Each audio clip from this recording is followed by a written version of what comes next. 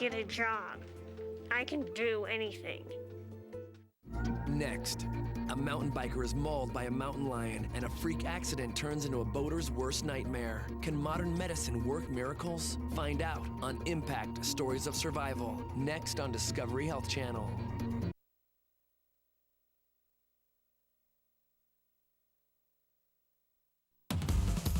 Impact. How much can the human body take?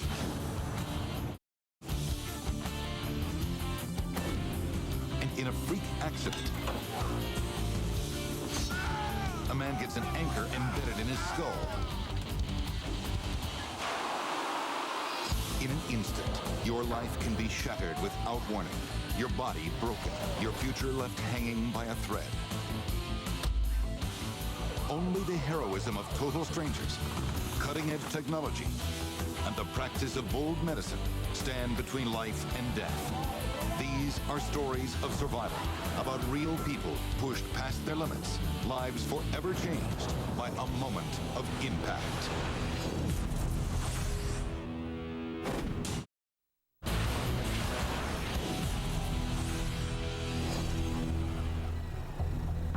A day of pleasure boating leads to a bizarre and near-fatal impact.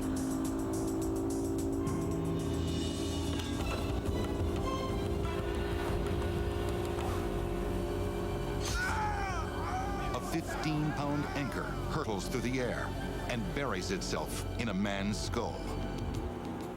Every winter, retired Washington, D.C. Police Chief Morris Cullinan spent a couple weeks relaxing on the Gulf Coast of Florida. In 1994, on February 28th, two of his friends decided to go fishing. And Morris went along for the ride. It was a beautiful day, but the fish weren't biting. They decided to move to another fishing spot, at which point they placed the anchor on the bow of the boat and took off. And at some point, the anchor fell off the bow of the boat. The fishermen raced along, unaware of any problem as the anchor sank behind them. Then it caught on something. Suddenly, the rope went taut and snapped the anchor straight into the back of Morris's head.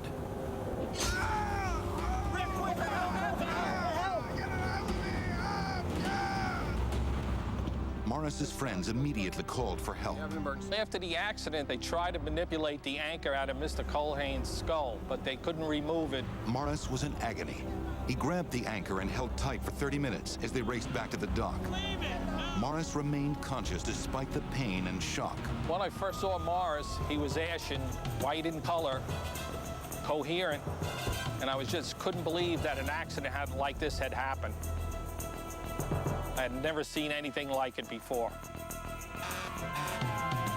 What my crew and I did is we basically got onto the boat, and our main objective at that time was to hold the boat against the dock, hold C-spine, which is holding his neck in line with his body, and really did not want to move the patient until EMS arrived. The paramedics wanted to hold the anchor, but the stoic former police chief fought them off, insisting on holding it himself. With him holding on to the anchor, we felt it best that we assist him off of the boat and to the stretcher, letting him walk, but holding him while he held the anchor. It took 4 of us, putting him on the stretcher. EMS by that time had already called for a helicopter. Speed was critical. There could be bleeding in his brain. This could cause severe pressure inside his skull, quickly killing brain tissue. Even though we had gotten some medical information on the way in, it doesn't really prepare you for what you really see. What we saw there was obviously much more involved than what I thought it was going to be. Just securing Morris in the small compartment proved difficult. Anything jarring the anchor could kill him instantly.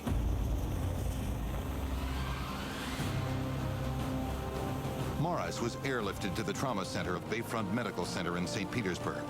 The anchor had been in his head over an hour, and every minute could be critical. He was rolling through the emergency room doors next to the trauma bay. He was sitting up, awake and alert, on a trauma gurney. Morris was stable, but X-ray images told a different story. Absolutely, his injuries were life-threatening. When the anchor came up out of the water, it hit the back of Morris's head on the left side and smashed through his skull at an upward angle. It sank over 3 inches into his brain, where it embedded in the occipital lobe, his vision center. Dr. Arthur knew that if he simply pulled out the anchor, Morris could bleed to death. He called a neurosurgeon. Extracting it posed the problem of, will we create some problem by pulling it out and detamponading or taking pressure off some blood vessel that was not bleeding but would start bleeding when we pulled it out. The surgeons wouldn't be able to get inside the skull to stop the bleeding, and the brain is very sensitive to pressure from blood clots that could form. Morris could die in minutes. The safer thing was to take him to the operating room and have that whole area exposed. So if there was bleeding, we could react immediately. Dr. Gaines started opening up the entire back of Morris's skull. The idea with the surgery was to drill a hole next to where the anchor went into his skull, take the bone around circular so that it was now a free island of bone around the anchor and separated from his skull. Finally, Dr. Gaines carefully removed the anchor, but pieces of Morris's skull had been driven into the brain tissue by the impact. Every bit of tissue that touched the anchor had to be removed to prevent a deadly infection. Any spot that was suspicious for bleeding, we use an electrical current that cauterizes or seals the vessel that's bleeding. We use that, and then we have little sponges that are absorbable and they stay in the brain. 7 hours after being admitted, Morris was sent to recovery. Doctors knew he'd lost brain tissue both from the accident and the operation. Everyone waited to see if Morris would wake up, and if he did, how much brain damage would he have? The first thing that I can remember when I awoke, the doctor was talking to me, and I told him that I thought maybe I would go home that night. He had a look on his face like to say, you know, I don't know this guy. He's not using very good judgment, but he didn't argue with me, but I wasn't going home. Astoundingly, he had only minimal permanent damage to the left side of his occipital lobe. By a strange piece of wiring, that portion of the brain controls vision out of half of each eye. The left side controls the right side of his vision, so Morris lost all peripheral vision to the right. I do have blind spots in my eye. Occasionally, I'll look at something and I don't see it.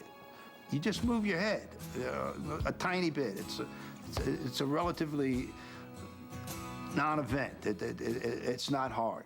He went through the craniotomy, the operation, with no problems. He had no infectious complications. His brain healed without any need for reoperation or further cleaning of the brain.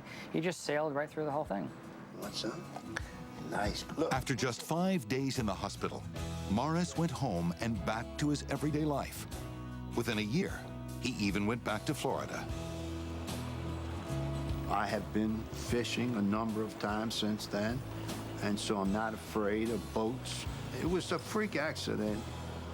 I remember all of it. I remember it very vividly. After getting hit from behind, Morris asked his friend what had happened. He did tell me that the anchor was in my head, and I did ask him to take it out. He couldn't get it out, but later on we found out that it was better that he didn't take it out.